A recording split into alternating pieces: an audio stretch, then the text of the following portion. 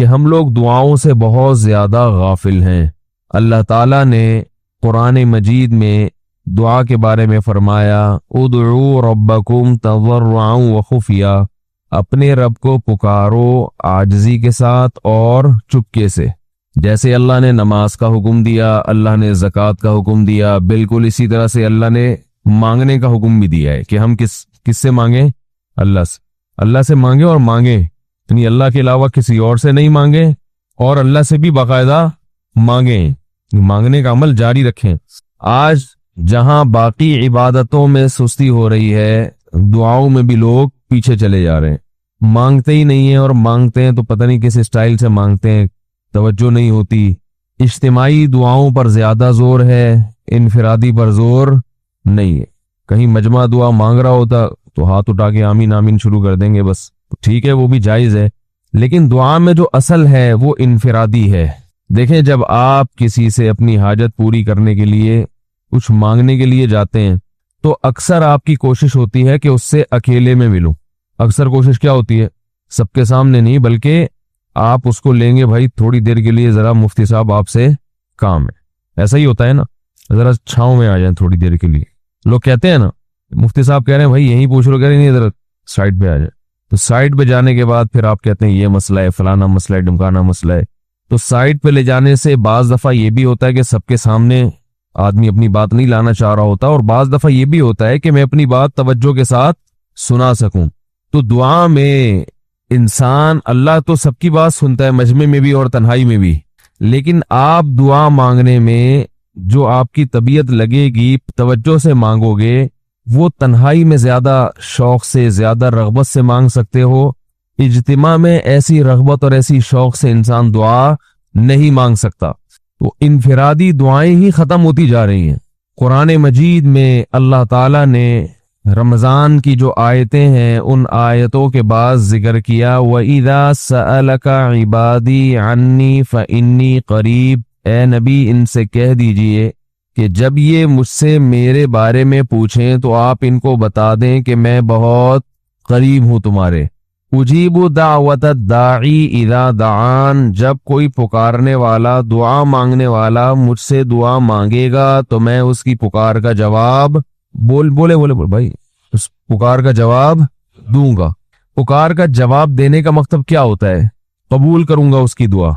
जवाब का ये मतलब नहीं कि अच्छा मैंने सुन लिया चलो। एक जवाब तो ये भी होता है ना, अच्छा अब चुप हो जा। हम किसी को पुकार रहे हो, अगला कहता है अच्छा भाई ठीक है, पता चल गया, अब चुप करके बैठ जाओ आराम से। तो अल्लाह ताला जब जवाब देते हैं तो क्या मतलब होता है कि अल्लाह ताला वो दुआ कबूल कर रहे हैं। हम दुआ कसरत से मांगते क्यों नहीं है? उसकी वजह यह है कि हमारे जहन में एक चीज शैतान ने बिठा दी है कि मांगो तब भी वैसे के वैसे ही है, नहीं मांगो तब भी वैसे के वैसे। वो फला आदमी तो नहीं मांगता, वो तो फिर भी उसकी तनख्वाह अच्छी मिल रही है, और मैं तो कई सालों से दुआएं मांग रहा हूं, अल्लाह मेरी तनख्वाह डबल नहीं कर सकता तो कम से कम 50% ही बढ़ा दे, तो मैं तो वहीं का वहीं हूं, मेरी तनख्वाह में तो कोई इजाफा हो नहीं रहा। तो हम तो देखते हैं कि इधर दुआ मांगो कुछ भी नहीं हो, सिवाय सवाब के कुछ भी नहीं मिलता। ये वो चीज है जो इंसान को दुआओं से रोकती है। हालांकि हम पैगंबरों की जिंदगी देखते हैं तो बात बात पर दुआएं मांगते थे, बहुत कसरत से, बहुत ज्यादा। नूह अलैहिस्सलाम, अच्छा अल्लाह ने उनकी दुआओं को कुरान में जिक्र भी किया है। मुनाजाते मकबूला एक दुआओं की किताब है। हजरत मौलाना अशरफ अली थानवी रहिमहुल्लाह ताला ने कुरान और हदीस की दुआओं को एक छोटी सी किताब में जमा करके एक हफ्ते पे डिवाइड कर दिया है उसको, कि आप रोजाना उनमें से एक हिस्सा पढ़ेंगे तो पूरा हफ्ते में वो तकरीबन तमाम दुआएं कवर हो जाएंगी जो कुरान और सुन्नत में बयान की गई हैं। वो किताब जरूर खरीदें, रखें अपने पास, मुनाजाते मकबूला के नाम से। तो हम दुआ क्यों नहीं मांगते? मसला हमारे साथ ये है कि हम कहते हैं कि जो मांगता है वो भी वहींच का वहींच, और जो नहीं मांगता है वो भी कोई सुरखाब के पर तो लग नहीं जाते कोई मांग रहा हो तो। ये वो मसला है जिसकी वजह से लोग दुआएं मांगने में बुखुल से काम लेते हैं, जबकि पैगंबर कसरत से दुआएं मांगा करते थे, बहुत ज्यादा। जो पिछली आसमानी किताबें हैं उनमें लिखा हुआ है कि याकूब अलैहिस्सलातु वस्सलाम इतनी कसरत से दुआएं मांगा करते थे कि सजदे में जाके कि उनके ये जो घुटने हैं और सर में सख्त निशान बन चुके थे। वो जगह जमीन पे लग लग के सख्त हो जाती है ना, तो इतनी कसरत से दुआएं, इतनी कसरत से दुआएं। हमने जिन बुजुर्गों के साथ टूटा फूटा वक्त गुजारा, उनको देखा कि वो दुआ बहुत लंबी लंबी दुआएं मांगा करते थे, बहुत लंबी। हमारे शेख के सामने जब कोई आया करता था दुआ के लिए कहता, तो हाथ उठाए बगैर वैसे ही उसको एक दुआ का जुमला कह दिया करते थे। तो किसी ने कहा कि आप हाथ उठा के इसके लिए दुआ क्यों नहीं मांगते? तो फरमाते थे कि जब मैं एक दफा हाथ उठा लेता हूं तो फिर इतनी आराम से नीचे गिराता नहीं, क्योंकि फिर अल्लाह के दरबार में अब हाथ उठा लिए तो फिर तो ऐसा उनका दिल लगता था, मांगते चले जाते थे, मांगते चले जाते थे। तो बात यह है कि जब ये यकीन पैदा हो जाए कि जिस खालिक ने हमें पैदा किया है और जिसने हमें मांगने का हुक्म दिया है, उसके सामने जब हाथ उठा के गिड़गिड़ाएंगे तो वो थोड़ा नहीं देख, वो दुआ लाजमी कबूल करेगा और वो लाजमी हमारी मांगी हुई चीजें हमें अता करेगा। ये जज्बा और ये नीयत जब इंसान में पैदा हो जाए तो फिर उसका दुआओं में दिल लगता है। कैसे नहीं लगेगा? आप सोचें कि आपको कोई बता दे कि ये जो सेठ साहब हैं बहुत बड़े, आप जाके इनसे मांगो, ये टाइम निकाल के बैठे हुए हैं, जितना मांगोगे, जो मांगोगे ये देंगे। तो अब आप बताओ, आप ये कहोगे कि मेरे पास मांगने का टाइम नहीं है? ऐसे मौके पे आप ये कहोगे? आप जाएंगे और बिस्मिल्लाह करके शुरू हो जाएंगे। आप बोलेंगे सर ये मुझे 10 फाइलें चाहिए बहरिया टाउन की। आप सोचोगे 10 नहीं मिली तो 9 तो मिल जाएंगी। सर मुझे ये भी चाहिए, मुझे ये भी चाहिए, मुझे ये भी चाहिए, और आपको यकीन हो कि ये दे रहे, तो आप कभी भी कंजूसी से काम नहीं लो। फिर आप ये नहीं करोगे कि आप मांगते हुए जो है ना, उससे आप जब मांग रहे हो तो आपकी कभी उधर देख रहे हो, कभी उधर देख रहे हो, कभी नाक में उंगली घुमा रहे हो, कभी सर में खुजा रहे हो। कोई आके उस दौरान आपको छेड़ेगा तो आप कहोगे यहां से दफा हो जाओ। अभी मैं काम कर रहा हूं, एक बंदा सखावत जोश में आया हुआ है अभी, और फाइलें बहरिया टाउन की फ्री में बांट रहा है। उसने कहा भाई जितनी मांगोगे दे दूंगा और जो मांगोगे दे दूंगा। तो अभी तो मेरे पास टाइम कम है, मुकाबला बहुत सख्त है। और फिर उसमें आपको अल्फाज भी खुद ब खुद आ जाएंगे, किस तरह से समझाना है। मुख्तलिफ तरीकों से आप बात को घुमाओगे। सर प्लीज आप बात को समझा करें, मैं आपके पास आया हूं, आपको पता है मैं इधर भी जा सकता था, वो वसीम कबाड़िया का बिजनेस भी आजकल बहुत चल रहा है, मेरे पुराने अच्छे ताल्लुकात हैं, लेकिन मुझे पता था कि आप हैं, आप जैसा सेठ तो कोई है ही नहीं, और हर मुश्किल में आपने मेरी मदद की है। जो अल्फाज भी उसकी सखावत को उभारने वाले होंगे वो तमाम आप उस मौके पर उसके ऊपर उंडेल दोगे, पूरा देगचा भर के उसके ऊपर डाल दोगे आप। तो अल्लाह से जब मांगता है इंसान और उसको यकीन हो कि अल्लाह मेरी दुआ को पूरा करेगा, तो इस यकीन के साथ जब दुआ मांगी जाती है तो उसका स्टाइल कुछ और होता है, और एक फॉर्मेलिटी पूरी करने के लिए दुआ जब मांगी जाती है, जैसे कि हमारे यहाँ हो रहा है, तो उसका स्टाइल और अंदाज कुछ और होता है। हमारे यहाँ दुआ पढ़ी जाती है, मांगी नहीं जाती। रब्बना आतिना फिद दुनिया हसनतम व फिल आखिरति हसनतम व क़िना अज़ाबन्नार आमीन। और क्या रब्बना ज़लमना अनफुसना व इल्लम तग़फिर लना व तरहमना लनकूनन्न मिनल ख़ासिरीन आमीन। ये दुआ मांगी जा रही है या पढ़ी जा रही है? ये तो पढ़ी जा रही है और आमीन भी पढ़ा जा रहा है उस पे। तो अल्लाह ने हमें ये नहीं कहा कि इक़राउ दुआ इंदा रब्बिकुम, अपने रब के सामने दुआएं पढ़ा करो। अल्लाह ने कहा उदउ, मांगो, पुकारो, मांगो उससे। भिखारी जैसे भीख मांगता है ना, लोग कहते हैं मांगने का क्या तरीका है? भाई जो भिखारियों से पूछो भीख मांगने का क्या तरीका है। भिखारी अक्सर अनपढ़ होते हैं, जो पढ़े लिखे भिखारी होते हैं फिर वो IMF से मांगते हैं, वो छोटी मोटी चीजें नहीं मांगते। भिखारी अक्सर क्या होते हैं? अनपढ़, जिनसे हमारा सुबह शाम वास्ता पड़ता है। तो ये किसी से भीख मांगने का तरीका सीख के आते हैं? बोलो ना भाई, किसी से तरीका सीख के आते हैं कि यार वो जरा फला बंदे से चंदा मांगना, जरा तरीका बताना। अगर कोई बताएगा भी तो वो कहेगा तू अपने पास रख, मुझे पता है मुझे जेब अपनी कैसे भरनी है।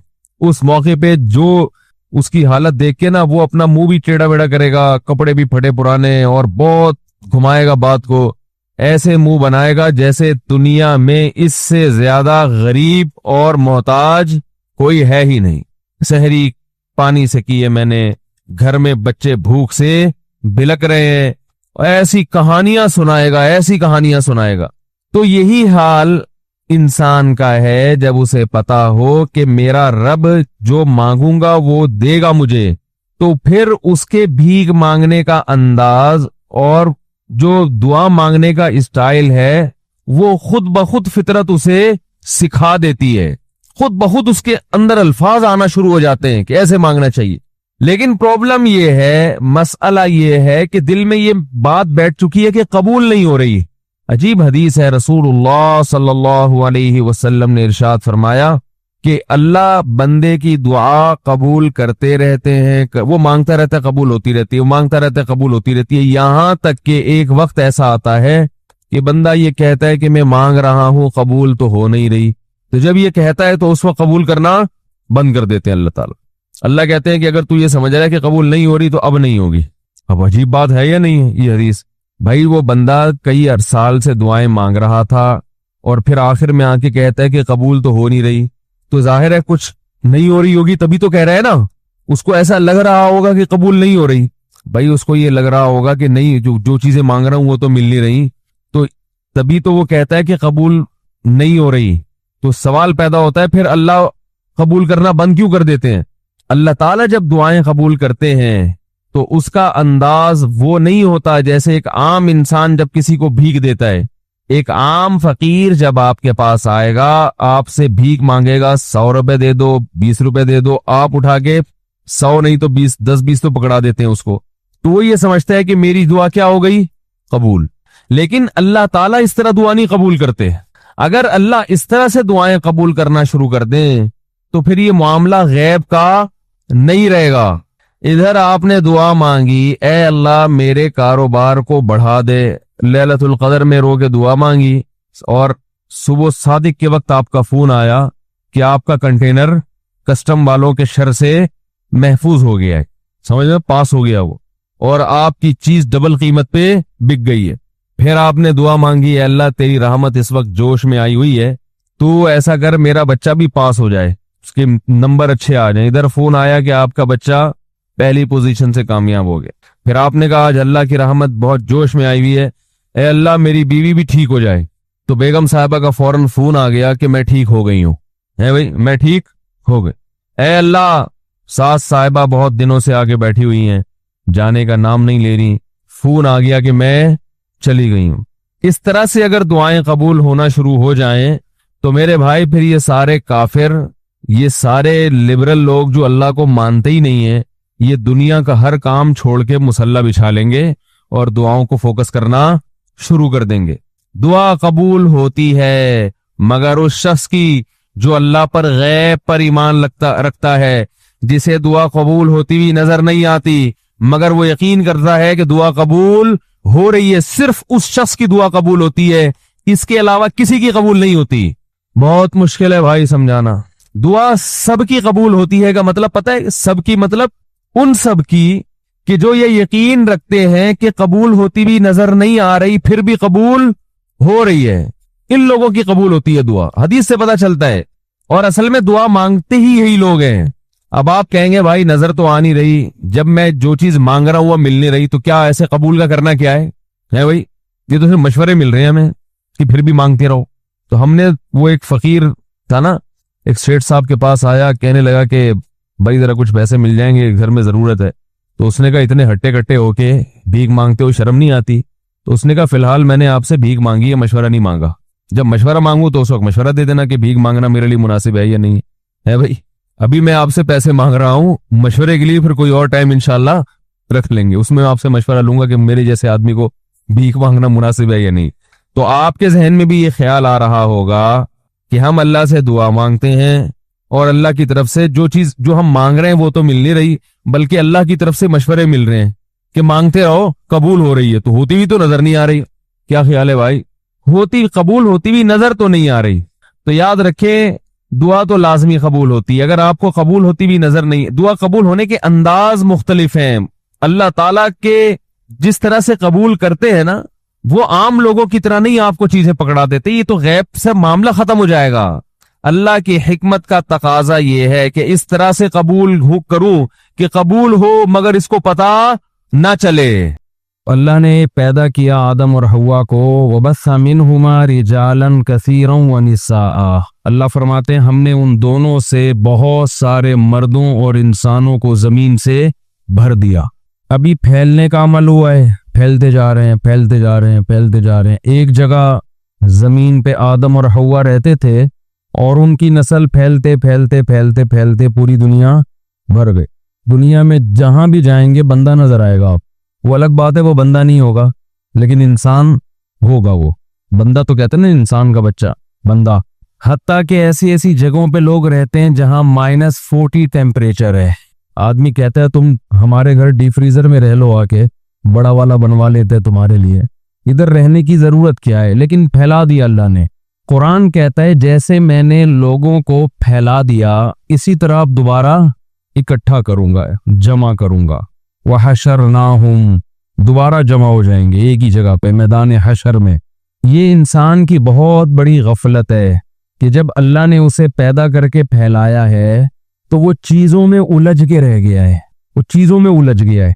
आपको पता है हर आदमी को चीजें चाहिए, चीजें ही चाहिए ना, चीजों के इकट्ठा करने में, चीजों के जमा करने में, और बिल आखिर जमा करते करते करते करते एक दिन इसका इन्ना लिल्लाहि व इन्ना इलैहि राजिऊन हो जाता है, मर जाता है। लोग कब्र पे मिट्टी डाल के आते हैं, 2-3 दिन रोते धोते हैं। उनको ये नहीं पता होता रोने वालों को कि कल हमारे पीछे भी रोया जाएगा। ज्यादा टेंशन लेने की जरूरत, बोलो ना तो टेंशन ले रहे हैं आप लोग। तो हम रो रहे होते हैं मैयतों पर, अब्बा चले गए, अम्मा चली गई, हाय हाय भाई का इंतकाल हो गया, हाय हाय हमशीरा चली गई, हाय हाय ये क्या हो गया, अभी तो जाने का टाइम नहीं था, अभी तो वैक्सीन लगवाई थी। तो बातें कर रहे होते हैं, रो रहे होते हैं, ये नहीं पता बहुत जल्द, ज्यादा टाइम नहीं है। इसी तरह हमारे पीछे लोग रो रहे होंगे। तो टेंशन किस बात की भाई, क्यों इतना रो रहा है? कोई नया काम थोड़ी हुआ है, और सिर्फ इसी के साथ थोड़ी हुआ है, इसके साथ भी हुआ, दूसरों के साथ भी होगा। और सबसे बड़ी बात यह कि आप जो इतना रो रहे हो तो आपके साथ भी कल होगा। टेंशन लेने का नहीं, टेंशन इस बात की लो कि कल मैं भी जाऊंगा, इसकी नहीं लो वो क्यों चला गया। अफसोस इस पर है कि इसकी टेंशन तो बहुत होती है कि ये क्यों चला गया, इसे क्यों निकाला, इसे क्यों निकाला दुनिया से। असल टेंशन तो जब होगी जब आप कहोगे मुझे क्यों निकाला। जब आप दुनिया से जाओगे तो असल टेंशन उस वक्त होगी जब आप कहोगे मुझे, बोलो ना क्या हो गया यार, मुझे क्यों निकाला, मुझे क्यों निकाला। देखो वजारत के ओहदे से अगर किसी को निकाला जाए उसे भी टेंशन होती है मुझे क्यों निकाला, हालांकि वो भी दुनिया में है, खाना पीना, दुनिया की नेमतों से लुत्फ अंदोज होना ये लगा हुआ है, वो टेंशन भी कम नहीं है। असल टेंशन उस वक्त होगी जब मौत का फरिश्ता आएगा और आपसे कहेगा कि आप पतली गली से बोलो निकलो, चलो बहुत हो गया, बहुत हो गया। कुरान उस हालत का नक्शा खींचता है क्योंकि हम अभी सेहतमंद हैं, खा रहे हैं, पी रहे हैं, सो रहे हैं, चल रहे हैं, लाइफ को एंजॉय कर रहे हैं। हमारी जो टेंशनें हैं वो छोटी छोटी हैं जिनको हमने बहुत बड़ा समझ लिया है। ज्यादातर लोगों की टेंशनें बताऊं क्या है आपको यकीन नहीं आएगा। ज्यादातर लोगों की जो टेंशन है ना वो चीज है जिसको अल्लाह ने सुकून के लिए पैदा किया है। कुरान में आता है बीवी। ज्यादातर लोगों के लिए क्या टेंशन है, जो आते हैं ना मसाइल लोगों के, ज्यादातर के लिए वो टेंशन है तो भी टेंशन, चली गई तो भी टेंशन। तो खैर मुख्तलिफ लोगों के साथ मैं तो सोच रहा हूँ इस रिश्ते का नाम ही टेंशन रख दूं। आपकी टेंशन हो गई, यानी शादी को हम क्या कहेंगे भाई, आज मुफ्ती साहब आपसे टेंशन पढ़वानी है, ठीक है, टेंशन पढ़वाना है। निकाह का नाम कुछ चेंज कर देना चाहिए। हकीकत है ये, इतने मसाइल आ रहे हैं। मैं कभी कभार बैठता हूँ ना सहन में तो कोई बंदा आ रहा होता है, मिलना है 2 मिनट, मैं समझ जाता हूँ या तो इसलिए टेंशन इसको हो रही है कि घर में है वो, या इसलिए है कि घर से चली गई है, किसी हाल में खुश नहीं है। तो मैं सोच रहा हूँ इस रिश्ते का नाम क्या रखें, टेंशन नामा। निकाह नामे को हम क्या लिखें, टेंशन नामा, ये नाम लिख देना चाहिए। तो बेरोजगारी की टेंशन है, बीमारियों की टेंशन है, कोरोना की टेंशन भी एक मुस्तकिल चिपक गई है जिसने लोगों को डिप्रेशन का मरीज बना दिया, बहुत से लोगों को। कुछ दिन पहले एक वाकया सामने आया, डॉक्टर ने मुझे खुद बताया कि बाप को भी कोरोना हुआ, बेटे को भी। बाप बच गया, बेटा मर गया। माँ को भी हुआ, बाप को भी, बेटे को भी। माँ बाप बूढ़े थे, बच गए, बेटा जवान था, मर गया। डॉक्टरों ने बताया कि ये टेंशन से मरा है, इसको कोरोना की टेंशन ने खाया है। टेंशन की वजह से ना इसकी बॉडी में जो एक सिस्टम होता है बीमारी से लड़ने का, वो सिस्टम खत्म। और बाप बूढ़ा और माँ बूढ़ी, उनको टेंशन नहीं थी। पुराने लोग हैं ना, पुराने लोगों ने टेंशनें कम पाली हुई हैं, उनको दुनिया से मोहब्बत कम, नई नस्ल को दुनिया से मोहब्बत ज्यादा। पुरानों में दीन के कुछ असरात थे, हालांकि उनको तो टेंशन ज्यादा होनी चाहिए कि यार हम बूढ़े हैं, हमारे मरने के चांस ज्यादा हैं, लेकिन उन्होंने टेंशन इतनी नहीं ली। उन्होंने कहा भाई हमारे अब्बा भी मरे, दादा भी मरे, तो हम भी ज्यादा मर जाएंगे ना, यही होगा, अल्लाह करे बच जाएं तो बच गए। आम तौर पर यंग जनरेशन को शौक होता है, जो अय्याशियां उसने देखी हैं वो इनके बूढ़ों ने नहीं देखी। जो लाइफ को एंजॉय ये कर रहे हैं वो इनके बूढ़े नहीं कर रहे थे। इनको जिंदा रहने का शौक ज्यादा है। देखो, जिंदा रहने का शौक बुरा नहीं है, ये हर एक को होता है, ये इंसान की नेचर है, फितरत है। हर जानदार चाहता है कि जिंदा रहे। हम जब साइंस पढ़ते थे तो हमारे टीचर ने एक साइंसदान का नाम लेके बताया कि उसकी ये थ्योरी है कि हर जानदार चाहता है कि वो जिंदा रहे, ये उसकी थ्योरी है। मैंने कहा ये तो मुझसे पूछ लेते, ये बात आप क्या ख्याल है भाई, मुझसे पूछ लेते। जो जानदार चाहेगा कि वो मरे तो उसकी तो नस्ल ही बाकी नहीं रहेगी, तो सारे मर जाएंगे ना ट्रक के नीचे आके। खैर, साइंसदानों की थ्योरीज होती हैं बहरहाल। तो हर जानदार चाहता है कि वो जिंदा रहे, ये बुरा नहीं है, ये नेचर है और होना भी चाहिए। लेकिन जिंदा रहने की हवस ये बुरी चीज है। जिंदा रहने की कोशिश एतदाल से, क्योंकि जो काम होना ही है, जो चीज जो मौत आनी ही है, उससे इतनी नफरत किस बात की भाई, ये तो होकर ही रहना है ना। यहूदियों के बारे में अल्लाह ने क्या कहा कुरान मजीद में, यवद्दु अहदुहुम लौ युअम्मरु अल्फ सना, इनमें से हर एक चाहता है कि वो 1000 साल जिंदा रहे। उनको ये 70-80 साल की उम्रें समझ में नहीं आती, हर एक की ख्वाहिश है कि 1000 साल जिंदा रहे। अल्लाह फरमाते हैं रह भी लेगा, आखिरत के अजाब से नहीं बचेगा, 1000 साल के बाद जहन्नम में जाएगा। मुसलमान दुनिया को मुसाफिर खाना समझता है। बस ये बात भी खोपड़ी में बैठ जाए ना। मैं इस टॉपिक को बहुत ज्यादा छेड़ता हूँ, हालांकि मेरा इरादा इस टॉपिक को शुरू करने का होता नहीं है, कोई और टॉपिक होता है, मगर ये इसलिए छेड़ता हूँ कि ये वैक्सीन है। ये वैक्सीन आपको बचा लेगी दुनिया की मोहब्बत से, और दुनिया की मोहब्बत से बचाने के नतीजे में जो दुनिया की मोहब्बत ही इंसान को गुनाह करवाती है, शरीयत की खिलाफ वर्जी करवाती है, तो वो मोहब्बत जब खत्म हो जाएगी तो शरीयत की खिलाफ वर्जी होगी नहीं। ये गुनाह के खिलाफ एंटीबॉडीज पैदा करती है आपके जिस्म में, ये गुनाह के साइड इफेक्ट से भी आपको रोकती है। तो इसलिए फिर इसी मौजू को शुरू कर देता हूं कि पहले इस मुर्दार की मोहब्बत तो दिल से निकालो भाई। ये जो दीवार, ईंटें और दौलत और पैसा और गाड़ी, ये जो चिपकने वाली चीजें हैं, इनसे तो अपनी जान छुड़ाओ, इस अजाब से तो निकलो। इतना मुसल्लत किया हुआ है, पता नहीं क्या समझते हैं, जिसके पास पैसा है वो दुनिया का कामयाब तरीन आदमी है, समझते हैं कि ये तो बहुत खुशकिस्मत है। कख भी नहीं है, मरेगा थोड़े दिनों में, देख लेना लाश पे चले जाना, जनाजा पढ़ना जाके, कीड़े देखना कितने उसकी लाश पे हैं, गिनना खड़े होकर कीड़े देख रहे होते हैं। मगर जो अपने अंदर एक जरासीम है ना, जुर्सूम है दुनिया की मोहब्बत का, पता नहीं ये किसने दिमाग में ये भूसा भर दिया है हमारे। ये जो मैं बातें कह रहा हूँ ये आपको नहीं, मैं अपने लिए भी कह रहा हूँ, हमें भी नसीहत की जरूरत है ना। दिमाग में किसी ने ये भूसा भर दिया है कि ये मरा है, मैं नहीं मरूंगा। आप कह सकते हो नहीं भाई ऐसा कोई भूसा नहीं है, हमें पता है कि हम भी मरेंगे। नहीं पता भाई, यही तो बड़ा फॉल्ट है। ये जबान पे रखा हुआ जुमला है कि मैं मरूंगा, ये दिल के अंदर नहीं है। मुझे लोग फिर पता नहीं कि समझाते रहते हैं ये करो वो करो। अभी फिर मैं ज्यादा पर्सनल मामलात में नहीं जाना चाहता। ये जो मैंने हरी पगड़ी में शादी का किस्सा सुनाया है ना, जो मेरा क्लिप बड़ा मशहूर हुआ, ये मैंने दिल पे पत्थर रख के सुनाया है। इंसान अपने जाती मामलात, खास तौर पर जिसका दूसरी फैमिली से भी, खानदान से भी ताल्लुक हो, वो शेयर नहीं करता। ये दिल पे पत्थर रख के इसलिए सुनाया है कि लोगों को समझ में आए कि मैं जो इतने सालों से एक टॉपिक पे चीख रहा हूं उसका मतलब क्या है। वो एक वाकया, अगर आप बसीरत की आंखें खोल के वो वाकया और बसीरत के कान खोल के वो वाकया सुनेंगे तो आपको वो फलसफा समझ में आएगा। खैर, तो लाशों को देख रहे हैं हम। जब हजरत मुफ्ती रशीद अहमद साहब रहमहुल्लाह ताला के यहाँ रहा करते थे तो 7-8 साल मदरसे के अंदर ही रहे। बस मदरसे से घर, घर से मदरसा, दुनिया ज्यादा फिरने का हमें मौका नहीं मिला। तो हम तो उसी माहौल में, उलमा की सोहबत में, बड़ा अच्छा माहौल था। कोई दुनियादारी की बातें नहीं, कोई बिजनेस, वो सब करते थे, कारोबार सबके थे, खाते पीते लोग थे, बास तलबा बड़े मालदार थे, लेकिन बातें नहीं होती थी। बातें यही होती थी, दुनिया मुसाफिर खाना है भाई, मरमरा के क्या हो जाएंगे, खत्म, फिनिश। तो मुझे याद है कि मुझे किसी काम से जाना पड़ गया इस्लामाबाद। बहुत कई सालों के बाद मैं निकला और इस्लामाबाद से बाय एयर कराची आ रहा था।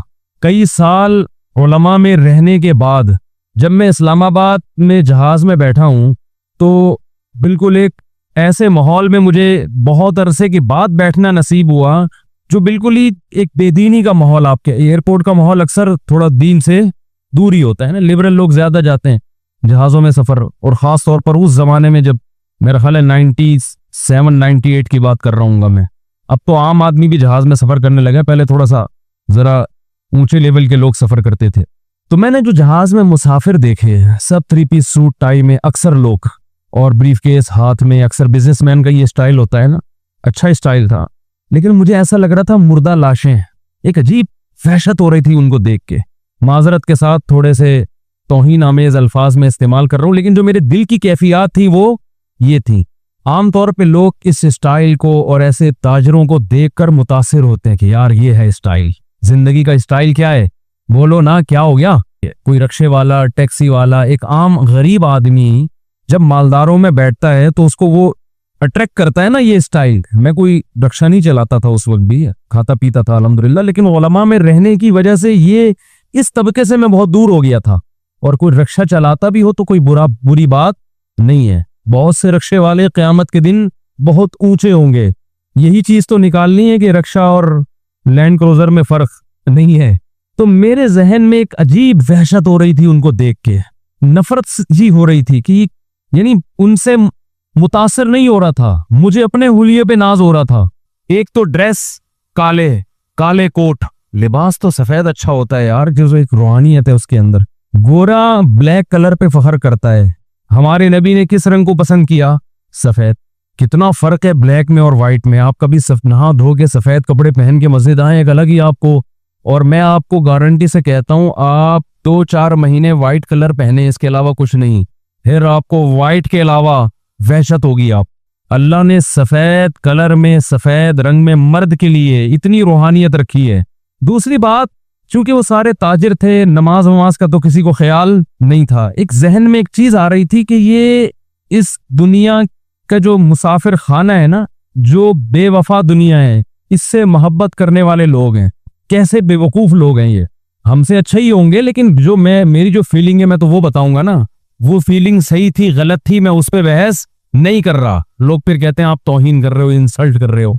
इंसल्ट नहीं कर रहा। वो मैंने पिछले दफा बयान में कहा ना, मैंने लंगड़ी खवातीन को भी निकाह का पैगाम भेजा, बहरी को भी। किसी ने कहा देखो लंगड़ी औरतों का मजाक उड़ा रहा है। अबे लंगड़ी औरतों का मजाक कौन उड़ा रहा है? इसमें मजाक उड़ाने वाली क्या बात है? हम तो अपना वाकया सुना रहे हैं कि हमने हर तबके को पैगाम भेजा था। हाँ, ये कह सकते हैं कि लंगड़ी के बजाय ये कह देते पांव से माजूर, तो ये अल्फाज नामुनासिब थे, लंगड़े के लफ्ज। ये मैं इससे रुजू करता हूं, लेकिन जब मिंबर पे आदमी घंटे घंटे बयान करता है तो 2-4 अल्फाज दाएं बाएं हो जाते हैं। बाकी किसी की पांव के माजूर का मजाक उड़ाना ये तो बहुत बड़ा जुर्म है। नबी सल्लल्लाहु अलैहि वसल्लम ने फरमाया किसी के ऐब पर का मजाक मत बनाओ, इसका इम्कान है अल्लाह उसे सेहत दे दे और उस बीमारी में तुम्हें मुब्तला कर दे। असल तो आखिरत है, आखिरत में पता चलेगा कौन कितना बड़ा फंटर था दुनिया में। तो मैं जब उनको देख रहा था तो मुझे एक अजीब वहशत हो रही थी उस माहौल में, जहाज के उस माहौल में। वहशत ये हो रही थी कि ये सारे या इनमें से अक्सर ब्रीफ केस में दौलत लेके घूम रहे हैं, ये नोटों से मोहब्बत करने वाले लोग हैं। यानी जो मेरी कैफियत थी ना, वो मैं आपको समझा नहीं सकता। अच्छा, मेरी तो ये कैफियत पूरे रास्ते की, यार किन लोगों में मैं बैठ गया हूं। मुझे वहशत हो रही थी, मेरा दिल चाह रहा था कि मैं यहां से उठूं, उसी माहौल में जाऊं जो मुझे वहां मदरसे में मिला है। मेरी ये फीलिंग थी जिसकी वजह मुझे समझ में नहीं आ रही थी। बात आई गई हो गई, इत्तेफाक से हमारे हजरत मुफ्ती रशीद अहमद साहब का सफर हुआ। अमेरिका गए या पता नहीं कहाँ जाना हुआ उनका। बयान के बाद उन्होंने कहा बहुत दिनों के बाद निकला हूं मैं। अजीब अजीब लोग देख के मुझे क्या हो रही थी? वहशत। फिर फरमाया जब मैं यहाँ आया हूँ, तलबा को देखा है, माशाल्लाह इनके चेहरों पे दाढ़ियां, चेहरों पे रौनक, नमाज के निशान। फरमाया एक अजीब रूहानी सुकून मिल रहा है। तो मेरी जो कैफियत थी, मुझे ख्याल हुआ कि ये हमारे शेख की वही कैफियत। इससे पता चलता है कि अहलुल्लाह की सोहबत कितनी अहम चीज है। बहुत सी चीजें जो किताबों से इंसान नहीं समझ पाता, बयानात से नहीं समझ पाता, वो इंसान अहलुल्लाह की सोहबत में रह के सीखता है। आपके दिल की कैफियत बदलती हैं। अब आप कह सकते हो इसमें वो कौन सा हो गई, नहा धो के नहीं बैठे हुए थे क्या? बदबू आ रही थी क्या उनके जिस्म से जहाज में, जो मुफ्ती साहब को वहशत हो रही थी? क्या हो गया भाई? आप कह सकते हैं कि इस्लामाबाद से जब हम चढ़े जहाज में और वो सारे कोट टाई वाले ताजर बैठे हुए थे और उनमें एक आध अच्छे भी होंगे, नमाजी भी होंगे, अक्सर तो बेचारे बेनमाजी दुनियादार किस्म के लोग थे, तो क्या उनसे क्या बदबू आ रही थी जो आपको इतनी वहशत हो रही है? ये रूहानी बदबू होती है, ये जिस्मानी बदबू बोलो नहीं है, ये रूहानी बदबू है। ये रूहानियत पैदा होती है अहलुल्लाह की सोहबत में, अल्लाह वालों की सोहबत में वक्त गुजार के। हमें याद है हम बचपन में जब बिनोरी टाउन जाया करते थे, ऐसा लगता था एक नूर बरस रहा है आसमान। हम तो यूनिवर्सिटी कॉलेज के माहौल में रहने वाले। अरे हम स्कूल से निकलते थे, घर से निकलते थे, बैग लटका के स्कूल जाते थे, एक नंबर के शरारती, अल्लाह माफ फरमाए। स्कूल पहुंचते पहुंचते अड़ंगियां देना एक दूसरे को। स्कूल भी हमारा करीब नहीं था। अब तो बच्चे घर से निकले, वैन में बैठे, माएँ लिपाई पुताई करके उनको डिस्टेम्पर से वो हर तरह से तैयार करके धक्का दिया गाड़ी में, वहां स्कूल में उतरे, वहां उनको टीचर ने रिसीव किया बड़ी तमीज के साथ, आइए बैठिए तशरीफ रखिए, बड़ी इज्जत उनकी, बाप समझ के उनको घर में पाला जा रहा होता है। फिर वहां डांटना नहीं है, मारना तो सवाल ही, डांटना भी नहीं है, बच्चे की रिस्पेक्ट मजरू होती है, इससे सेल्फ रिस्पेक्ट पे असर पड़ता है। एक्चुअली बच्चे की मेंटल ग्रोथ नहीं हो पाती। एक नंबर का फिरौन मुतकब्बिर बनता है वो। कभी कभार चलते फिरते वैसे ही हल्का फुल्का बच्चे को एक आध चमाट, ज्यादा नहीं, जोर से नहीं, कभी कभार, ज्यादा करोगे तो बदअखलाकी है ये। वो पूछे क्यों मारा, कह रहे ये बताने के लिए कि मैं बाप हूं। ऐसा ना हो थोड़े दिनों में वो अपने आप को बाप समझने लगता है। ये हो रहा है। कल मैं GTV पे इंटरव्यू दे रहा था तो किसी लिबरल ने ये कहा कि आजकल माँ बाप बच्चों के हुकूक अदा नहीं, खिला नहीं रहे उनको, उन पे खर्च नहीं कर रहे। ये पता नहीं कौन सी दुनिया में रहते हैं। लाखों में एक वालिदैन ऐसे होते हैं जो बच्चों पे खर्च नहीं करते। 99% वालिदैन बच्चों पे उनकी जरूरत से ज्यादा खर्च कर रहे हो, सब कुछ लुटा के खिला रहे होते हैं।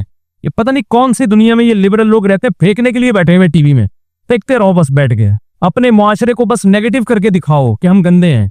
और भाई हमारे यहाँ औलाद पे बाप इतना खर्च करता है कि आपकी गोरा तो एक कमबख्त एक ढेला खर्च नहीं करता अपने औलाद पे। अरे वो बच्चों के बड़े हुकूक है वहां पे। और हमारे यहाँ बाप आधा हो जाता है, बाल गिर जाते हैं उसके सर के। बच्चों के स्कूल की फीसें, बच्चों को जो कहेगा कमबख्त वो खिलाएगा उसको। जैम से खानी है डबल रोटी, जैम भी रखा होगा फ्रिज में, अंडा खाना है, अंडा भी पड़ा होगा। आज का बच्चा, बाप में ये मजाल नहीं है कि बच्चे को अंडा खाना है और बाप के नहीं तो जैम से रोटी खाएगा। वो पुराना जमाना था, वंस अपॉन अ टाइम, के जो पकाए खा, तेरी मर्जी का नहीं। हमारा अल्लाह का शुक्र है माली हालात बहुत अच्छे थे, लेकिन हमारी माँ ने हमें अपनी मर्जी का खिलाया है, हमारी मर्जी का नहीं। मुझे अपनी वालदा का वो चिमटा याद आता है, गरम चिमटा, जब रोटी पकाती थी ना, तो अब आलू की भुजिया पकी हुई है बिलफर्ज, मूली की भुजिया पकी हुई है, हमें तो अच्छी नहीं लगती थी मूली की भुजिया, अब बनी हुई है तो हम बैठे हुए नहीं खाया जा रहा, हमसे दिल ही नहीं चाह रहा खाने का, वो अंडे वाला बर्गर मंगवा दो। ठीक है। नहीं, मुझे याद है हमारी वालदा चिमटा गरम गरम ना हमारी तरफ करती थी, ये लगाऊंगी, खाओ उसको बैठ के, तुम्हारे बाप को भी यही खाना है, सही है ना। तो खैर क्या बात चल रही थी, किधर चला गया, तो बात क्या कर रहा था, वो सारा दिमाग ही कहीं और चला गया यार। वो बच्चों को बिठाते हैं स्कूल में, आप देखो ना ऐसी लिपाई पुताई हो रही है उनकी, फिर कमबख्तों को पढ़ा क्या रहे हैं, सही पढ़ा तो ढंग, उनको सेब दिया हुआ है इसमें येलो कलर करो, ये एजुकेशन जिसके हम 6-6 हजार रुपए स्कूलों में सेब में रंग भरने के लिए, फजूल किस्म की टाइम वेस्टिंग। 2-4 इंग्लिश में नज़में सिखा देते हैं तो माँ बाप को चूंकि वो भी नहीं आती, तो माँ बाप समझते हैं बच्चा फुल एजुकेटेड, माशाल्लाह बहुत हाई लेवल की तालीम हासिल कर रहा है। Twinkle twinkle little star how I wonder what you are, वो पता नहीं क्या नज़म थी। क्योंकि माँ बाप को ये भी नहीं आती तो वो समझते हैं बच्चा बहुत ग्रो कर रहा है माशाल्लाह। यूं कत्ल से बच्चों के होता न वो बदनाम। फिरौन के बारे में अकबर इलाहाबादी ने यह शेर कहा था, फिरौन ने बड़ा जुर्म किया, बदनाम हो गया कि बनी इसराइल के बच्चों को कत्ल करना शुरू कर दिया उसने, बदनाम हो गया क़यामत तक के लिए। अरे तूने नस्ल तबाह करनी थी, स्कूल खोल देता, स्कूल खोल देता यार। बनी इसराइल के बच्चे उसमें जाते, तारीफ भी करते कि फ्री पे तालीम, फिरौन ने हमारे लिए फ्री एजुकेशन का इंतजाम किया है। उसके बाद उनको कलर के डब्बे पकड़ा देता, येलो कलर, केले में क्या रंग भरो, पीला, येलो डे मनाओ, फिर रेड डे मनाओ। बनी इसराइल इसी में उलझ के रह जाती। वो ये भूल जाते कि हम पैगंबर की औलादे हैं, अल्लाह ने हमें दुनिया पे हुकूमत करने के लिए पैदा किया है। दुनिया की बागडोर, दुनिया की तकदीरें, दुनिया की नब्ज हमारे हाथ में होनी चाहिए, और ये फिरौन हम पे मुसल्लत है। ये सब भूल जाते, वो कमाऊ पूत बनते। फिर जनाब वो बीकॉम करने के बाद, एमए मास्टर करने के बाद वो निकलते और फिरौन की किसी कंपनी में जॉब कर रहे होते और 1.5 लाख रुपए तनख्वाह लेके घर आ रहे होते। कहता है ये होता है एबिलिटी, काबिलियत। इट इज कॉल्ड काबिलियत। इंग्लिश में कहते तो और लोग समझते पढ़े लिखे हुए हैं। इसलिए अकबर इलाहाबादी ने उस वक्त के स्कूलों को देख के कह दिया था कि यूं कत्ल से बच्चों के होता न वो बदनाम, अफसोस के फिरौन को कॉलेज की न सूझी। कॉलेज बना लेता, स्कूल बना लेता, सांप भी मर जाता और लाठी भी न टूटती। खैर वो बच्चा फिर शाम को घर आता है, माँ तो माँ होती है, वो इंतजार में बैठी भी होती है, उसकी मर्जी का उसको खिलाया जाएगा। खैर वो अभी जो कुछ हो रहा है उस पर वो फिर मौजू से हट जाएगी बात। हम जब जिस स्कूल जाया करते थे तो अड़ंगियां देते हुए ये प्रोटोकॉल हमें नहीं मिलता था। वालदा सुबह नाश्ता बना के देती थी अपनी मर्जी का, हमारी मर्जी का नहीं। खाओ, और पराठे होते थे, वो डबल रोटियां नहीं होती थी, अक्सर पराठे। देखिए भाई, पराठा खा के जाओगे तो पराठे की तरह चलोगे। फिर हम चलते भी किस तरह थे, पर लगता था पराठा खा के निकला है घर से। ही पराठे की ताकत ही अलग है, बच्चों के लिए तो बहुत जरूरी है। स्कूल हमारा बहुत दूर था घर से और इतना मोटा बैग कमर पे लटका के बहुत दूर पैदल चलते, सारे मोहल्ले के लड़के इकट्ठे जा रहे होते। फिर रास्ते में शरारतें अलग होती थी चलते हुए कि शूज पे आप थोड़ा सा पांव रखें, वो शूज क्या हो जाता है, उतर जाता। किसने उतारा, इसने उतारा है, फड्डा अड़ंगियां दे रहे हैं, इसमें लेट हो जाते थे। जाहिर है जब आप इस स्टाइल में स्कूल जाएंगे तो आप लेट हो जाएंगे। तो पीटी मास्टर खड़े होते थे डंडा लेके, चलो भाई हाथ। फिर 2-4 डंडे खाए। कभी उस उस्ताद के खिलाफ दिल में बदगुमानी नहीं हुई, भाई उस्ताद है, बड़ा है, इसका हक है। वो ये थोड़ी कि जानवरों की तरह पीट रहा है, 2-4 डंडे तो हक बनता है ना। हमें याद है एक इधर खाया, एक इधर आया, एक इधर आया, 4 खाए, चल भाई। हमने कहा कोई बात नहीं, रास्ते में जो दिंगा मस्ती हुई है उसमें 4 डंडे चलते हैं, ठीक है ना। तो अब बच्चों का कॉन्फिडेंस ही खत्म हो गया, नफसियाती मरीज बन रहे हैं ये बच्चे। इनको बाप बनाया हुआ घर में। मेरे पास फैमिलीज आती हैं, बाप अपने बेटे को लेकर आता है, उम्र से पता चलता है कि ये बाप है, वरना हरकतों से लग रहा होता है कि बाप कौन है इनमें। बाप आहिस्ता आवाज से बात कर रहा होता है कि मेरे बच्चा का मीटर न घूम जाए, और बेटा उछल उछल के चीख रहा होता है बाप के सामने।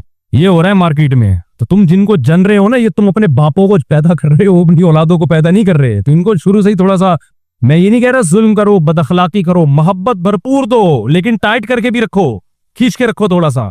मोहब्बत और सख्ती साथ साथ चलें। मोहब्बत का क्या मतलब है, उनके हुकूक का ख्याल रखो, उनसे बात करो अच्छे अंदाज से, अच्छे अखलाक से। देखो लुकमान अलैहिस्सलाम ने अपने बेटे से क्या कहा, या बुनैया, मेरे प्यारे बच्चे। अलकाबात दो उनको, लेकिन कुछ पाबंदियां उनके ऊपर होनी चाहिए, उनसे तजावुज ना करने दो। हर ख्वाहिश अगर उनकी पूरी करोगे, वो तो एक साहब ने मुझे कहा, मैं अपने बच्चे को ले जाता हूँ दुकान पे और कहता हूँ जो चाहिए मैं तुझे दिलाऊंगा, वो इतना ही शॉपिंग करता है। मैंने कहा ये कल चोर बन सकता है, डाकू बन सकता है। इसकी सारी ख्वाहिशात पूरी करोगे तो कल जब कोई ख्वाहिश पूरी नहीं होगी तो ये बंदूक उठाने पर मजबूर होगा। इस्लाम में रोजे का हुक्म है ताकि ख्वाहिशात को कंट्रोल करना हम सीखें। खैर बात ये चल रही थी कि अल्लाह ने आदम और हव्वा के जरिए इंसानों को जमीन में भर दिया, अब फैला दिया। तो कुरान कहता है इन फैलावों को मैं क्या करूंगा, सिमटाऊंगा, इकट्ठा करूंगा। चलो बस सही। तो इकट्ठा करने का की जो पहली सीढ़ी है वो है पतली गली। निकलो, खाते पीते घर बनाते इंसान एक खास मकाम तक पहुंचता है, उसके बाद मौत का परवाना आके उसे कब्र के गड्ढे में उतार देता है। अहमक और बेवकूफ आदमी दूसरों की लाशें देखकर, दूसरों के मैयतें और जनाजे देख के ये समझता है कि ये मरा है, मैं नहीं मरूंगा। वो ऊपर ऊपर से तो बोल रहा होता है, लेकिन उसका अमल बता रहा है, उसका रहन सहन का तरीका बता रहा है कि इसका मरने का कोई प्रोग्राम नहीं है। मैं वो जहाज का किस्सा जरा मुकम्मल कर दूं कि वो जो मुझे वहशत हो रही थी ना, देखें जब आप, ये क्यों हो रही थी इसको मैं जरा डिफाइन करता हूं। जब आप साफ सुथरे लोगों में रहो, चाहे वो गैर मुस्लिम ही हो, हर वक्त नहाते धोते साफ सुथरे कपड़े पहनते हो, तो अगर कोई आपको भंगियों में ले जाके बिठा दे, आप गुजारा करोगे? है भाई, जो ना खाने से पहले हाथ धोता हो, ना कभी नहाता हो, ना दांत साफ करता हो, उधर ही थूक देता हो, कितनी घिन आएगी ना आपको। हालांकि आपने गंदगी के खिलाफ कभी बयान नहीं सुना होगा, लेकिन जो फैमिली साफ सुथरे रहते हैं उनके आदत है, मैंने अक्सर देखा है लोग सफर में वॉशरूम नहीं जा रहे होते, उनको घर के साफ सुथरे वॉशरूम की आदत पड़ चुकी होती है, वो सफर में बर्दाश्त कर लेते हैं, कहते हैं हम वॉशरूम इस्तेमाल नहीं करेंगे। तो क्या उन्होंने किसी मौलवी साहब से ये तकरीर सुनी होती है कि सफर में वॉशरूम अक्सर गंदे होते हैं, यूज नहीं करने चाहिए, घिन आनी चाहिए, घिन नहीं आ रही तो इसका मतलब आप गंदे हैं? ऐसी कोई तकरीर सुनी होती है उन्होंने? भाई वो सफाई सुथराई के माहौल में रहे होते हैं, जिसकी वजह से उन्हें सफाई से मोहब्बत और गंदगी से नफरत। तो याद रखो, जैसे एक सफाई जिस्मानी है, मादी है, इसी तरह एक सफाई रूहानी भी होती है। एक आदमी ऊपर से जितना मर्दी साफ सुथरा हो, अगर वो दुनिया से मोहब्बत करता है, उसके दिल में अल्लाह की मोहब्बत नहीं है, वो रूहानी तौर पर गंदा है, गंदी चीजों से मोहब्बत कर रहा है, वो रब से वफा करने वाला नहीं है, वो लालची है। वो उसको देखो, लालची आदमी भी गंदा होता है। आपको पता चल जाए कि ये लालची आदमी है, जब बात करेगा पैसे निकलवाने की कोशिश करेगा। नफरत होती है ना उससे थोड़े दिनों में कि यार ये जब भी मिलता है घुमा फिरा के पैसों की जेब से पैसे निकालने की कोशिश कर रहा होता है। लालची है, इसको जितना मर्जी दो इसका पेट नहीं भरेगा। झूठे से इंसान को नफरत हो जाती है ना। बाज लोग देखे होंगे हर वक्त झूठ बोलते हैं, हर वक्त आदमी खुद को गुस्सा आता है कि जिंदगी में कभी तो सच बोल लिया अगर। थोड़ा बहुत झूठ तो हर एक बोल लेता है, लेकिन हर वक्त झूठ बोलता है, चाहे वो कितना खूबसूरत हो। लेकिन अगर आप सच्चे हैं तो बार बार झूठ बोलने वाले से आपके दिल में नफरत। अगर आप पाक दामन हैं, परहेजगार हैं, जिना नहीं करते, बदनजरी नहीं करते, कोई आपको आके बताए कि मैं सुबह शाम जिना करता हूं, आपके दिल में उससे नफरत पैदा होगी, क्या गंदा आदमी है। बशर्ते कि आप खुद उस बुराई से बचते हो, आपको उससे नफरत होगी। तो जैसे जिस्मानी गंदगी से इंसान को नफरत पैदा होती है, बयान सुन के नहीं, साफ सुथरे लोगों में रहकर, ऐसे ही रूहानी गंदगी से भी वहशत होती है। लेकिन ये उस वक्त होती है जब आप रूहानी एतबार से साफ सुथरे लोगों में टाइम गुजारें, तो आपको भी उससे मोहब्बत पैदा होना शुरू। ये जो लिबरल लोग हैं, इनको मौलवियों में बैठ के वहशत होती है कि यार ये क्या दाढ़ी दाढ़ी, ये ऐसे शलवारें इनकी टखने से ऊपर अजीब से तबका है यार, ये है ठीक है। इनको इसमें वहशत होती है, मस्जिद में आने से वहशत होती है। हमें याद है, मैं पहले जहां रहा करता था, एक साहब 30 साल से हमने उनको मस्जिद में नहीं देखा था। हमने पूरी जहां जिस इलाके में मैंने टाइम गुजारा ना, बहुत ज्यादा 30 साल के अरसे में उनको कभी मस्जिद में, मुसलमान थे, मस्जिद में नहीं देखा, हालांकि मस्जिद के करीबी घर था। एक दिन हमें याद है मगरिब की अजान हो चुकी थी, जमात खड़ी होने वाली थी, वो मस्जिद में आए। हमने कहा चलो यार अच्छी बात है, मस्जिद में आ गए, नमाज पढ़ेंगे। लेकिन वो ऐसे आके ना चक्कर लगा रहे, यूं यूं करके वापस निकल गए। भाई जमात खड़ी हो रही है, आज इत्तेफाक से आ गए, वो किसी को तलाश करने आए थे। लेकिन उनकी चेहरे पे जो वहशत थी ना मस्जिद में आने के बाद, उस वहशत से लग रहा था कि ऐसा लग रहा है जैसे जेल में आ गए हो। ऐसे बूढ़ों के वाकयात मैंने सुने हैं कि उनसे कहा गया कि अब आपकी जिंदगी गुजर गई, सारी जिंदगी नमाज नहीं पढ़ी, अब मौत का वक्त करीब है, अब तो आ जाओ मस्जिद। तो जवाब में कहते हैं मस्जिद में आता हूं तो मुझे अजीब वहशत शुरू हो जाती है, घबराहट बेचैनी शुरू हो जाती है। जैसे भंगी को आप किसी दिन नहला दो, बेहोश हो जाएगा वो, उसको गटर चाहिए, उसको बदबू चाहिए। और ये मैंने देखा है, आप मजाक ना समझें, जो गंदगी के आदी होते हैं ना, उनको सफाई से नफरत हो जाती है। वो कहते हैं पता नहीं क्यों नहा रहे हैं, हैरत की बात, ऐसे लोग हैं, इनको पता नहीं पानी की मछली बने हुए हैं। खुशबू से नफरत, ऐसे लोग भी हमने देखे, खुशबू से घिन आती है, बदबू उनको अच्छी लगती है। ये हो जाता है थोड़े दिनों में। चाइना वाले जो गंद खाते हैं, अच्छा लगता है तभी तो खाते हैं ना। तो कुत्ते बिल्ली खा रहे हैं तो वो गंद अच्छा लग रहा है तभी तो खा रहे हैं। हमारे सामने को कुत्ता रख के दिखाए, उसको कुत्ता बना देंगे हम थोड़ी देर में। हकीकत है ये। तो मुझे याद है हम जब बचपन में बिनोरी टाउन जाया करते थे, क्योंकि हम कॉलेज के माहौल में पढ़ते थे, स्कूल का माहौल था, वहां ये रूहानियत वाला माहौल नहीं था, वहां तो अड़ंगियां देने वाला माहौल था, लेकिन वो भी इससे फिर भी अच्छा था जो आजकल माहौल है। तो हमें एक अजीब रूहानियत महसूस होती वहां, तलबा के चेहरे एक अजीब रौनक, छोटी छोटी उनके जो बच्चों के दाढ़ियां निकल रही होती है ना, टीन एजेस लड़कों की, चेहरों पे एक रौनक। नमाज के वक्त में सारे सब वस्ता होके नमाज, जमीन पे बैठ के पढ़ रहे हैं, ना कोई डेस्क, ना कोई मेज, ना कोई कुर्सी, ना कोई तिपाई, सादा माहौल। नीचे कारपेट पे बैठ के एक उस्ताद बैठा हुआ है, सामने हदीस की किताब रखी हुई है, फिक़ह की किताब रखी हुई है, वो उनको लेक्चर दे रहा है, वो सब बैठ के पढ़ रहे हैं। तो हम आपस में तबसरा करते थे यार कि इनका कितना सादा माहौल है, और हम जो स्कूलों में पढ़ते हैं उस माहौल में और इस माहौल में कितना फर्क है, एक अजीब रूहानियत। और ये बात मैंने महसूस नहीं की, बहुत से लोगों ने मुझे बताई। और आप जाएंगे मदारिस, आपको ये रूहानियत लगेगी, बशर्ते कि अपने अंदर की रूहानियत बिल्कुल खत्म ना हो गई हो। खत्म हो गई फिर आपको वहशत होगी कि कहाँ आ गया मैं।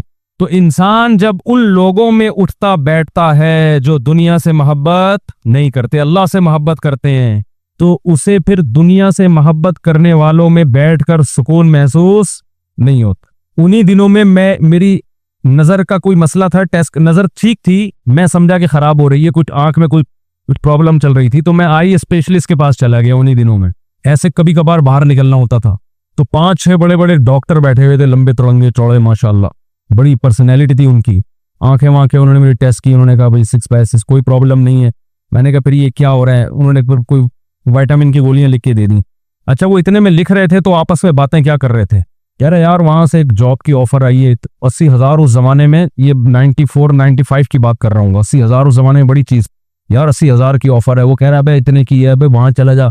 तो चूंकि हम ये बातें सुनने के आदी नहीं थे तो ये भी मुझे बड़ा अजीब लग रहा था कि भाई तू कर ले जॉब, ये बातें कर करके मजे क्यों ले रहे हो, सही है ना।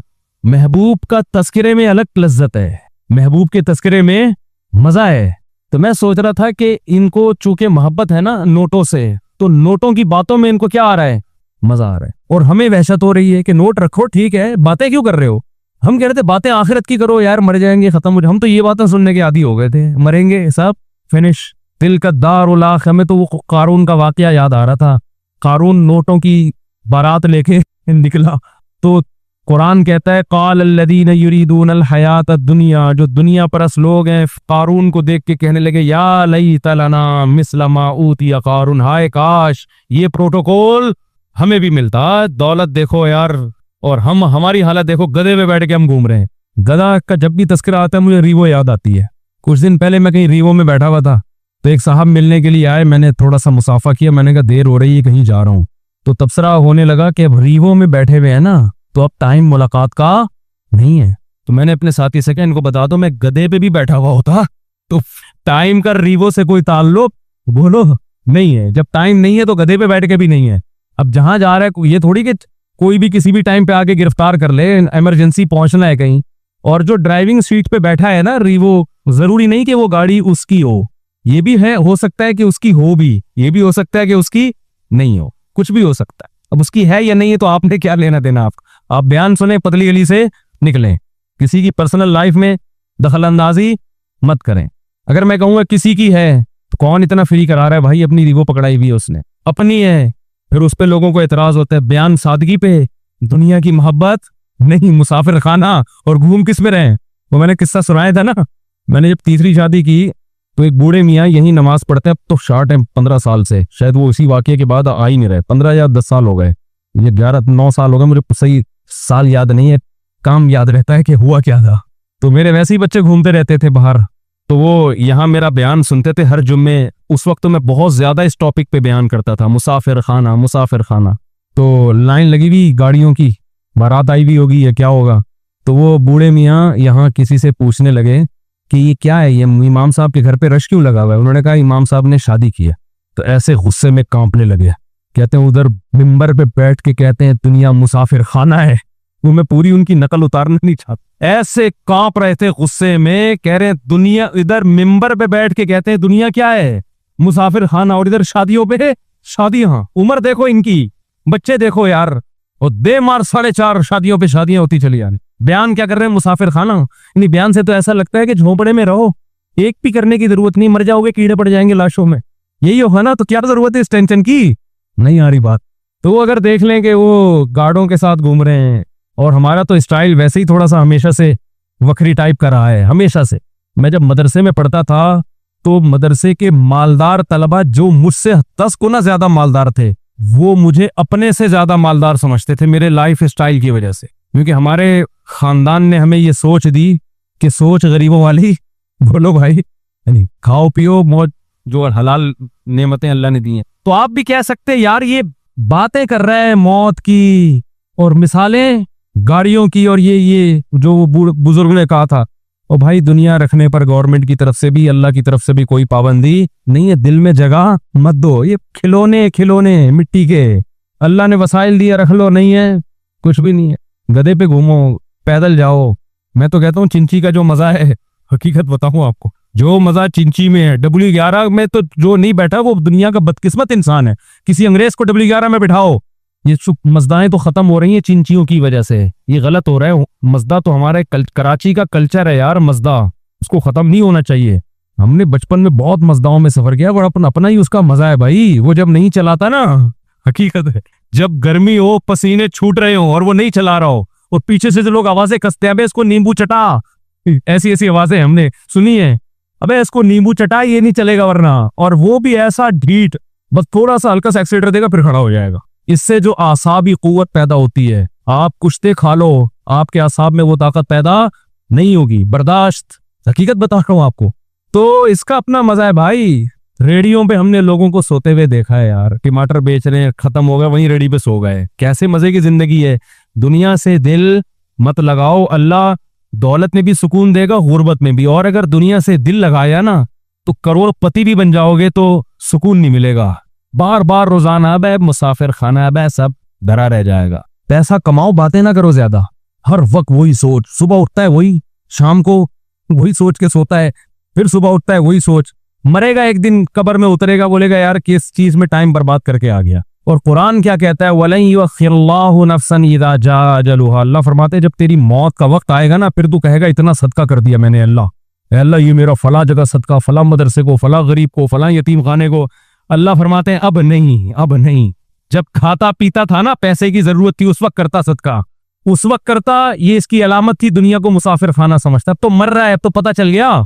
नबी सल्लल्लाहु अलैहि वसल्लम ने फरमाया इंसान सदक़े को डिले करता है कि अभी कल कल कल कल, फिर जब मरने लगता है कहता है इतना फला को दे देना, इतना फला को। फरमाया कद कान अली फुलान, अब तो ये तेरे वारिसों का हिस्सा है, अब तो तू निकल यहां से। और वारिस इंजॉय कर रहे होते हैं कि हम खाएंगे। ओ भाई तुम भी नहीं खाओगे, कल जो तुम्हारे बाप पर वक्त आया है, कल तुम पर भी ये वक्त आएगा। तो ज्यादा फ्री होने की कोशिश मत करो, ज्यादा खुशियां नहीं मनाओ।